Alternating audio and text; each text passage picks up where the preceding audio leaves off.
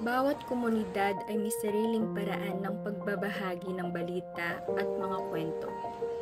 Habang maaari itong magdulot ng pagkakaisa, maaari rin itong makasira ng reputasyon at buhay.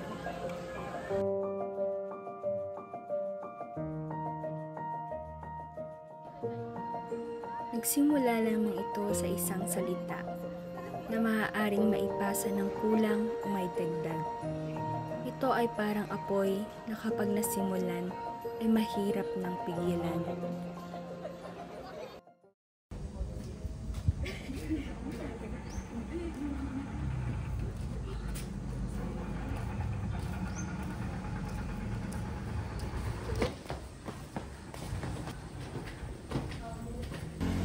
Pwede na naman yung bagong lipat niya sa taas.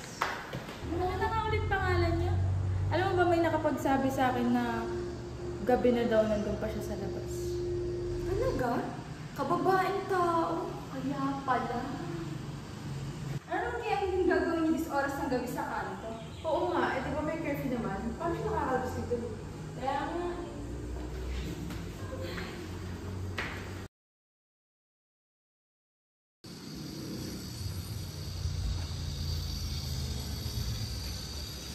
Ano lang kasama?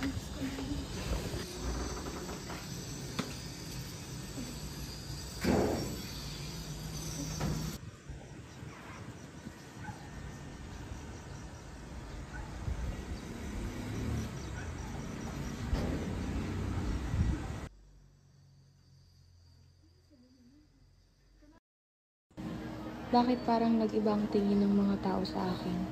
May mali ba sa akin? Ano kayang nagawa ko sa kanila? Yung mga kaibigan ko at kasamahan ko sa BH na dati malapit sa akin, bigla na lang nagduda sa pagkatao ko. Miss, pwedeng pakilinis ng table?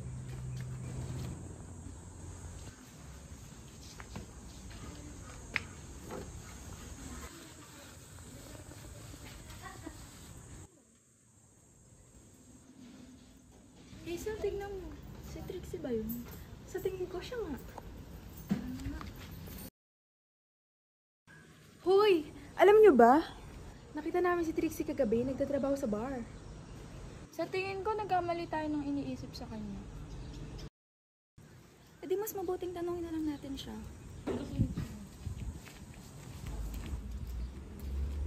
Naririnig ko yung mga sinasabi niyo about kay Trixie. Alam niyo bang gabi-gabi siya nagtatrabaho sa bar na yon para may pangtustos sa sarili niya?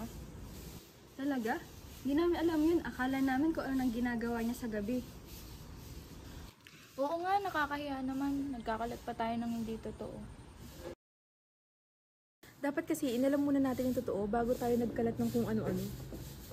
Tara, puntahan na lang natin siya. Mahingi tayo ng sorry.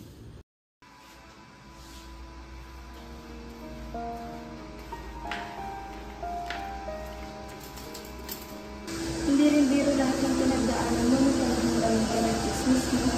Oo, mahirap talaga. Pero at least kinaya ko. Salamat kasi hindi ka naniniwala sa kanila.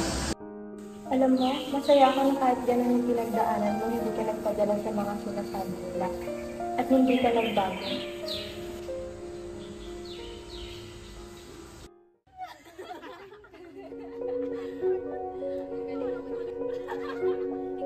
Ang chismis ay mananatiling bahagi ng buhay, pero ang epekto nito ay nakasalalay sa ating mga aksyon. Sa pamamagitan ng responsableng pagbabahagi, pinoprotektahan natin ang dignidad ng bawat isa at ang kaayusan ng ating komunidad.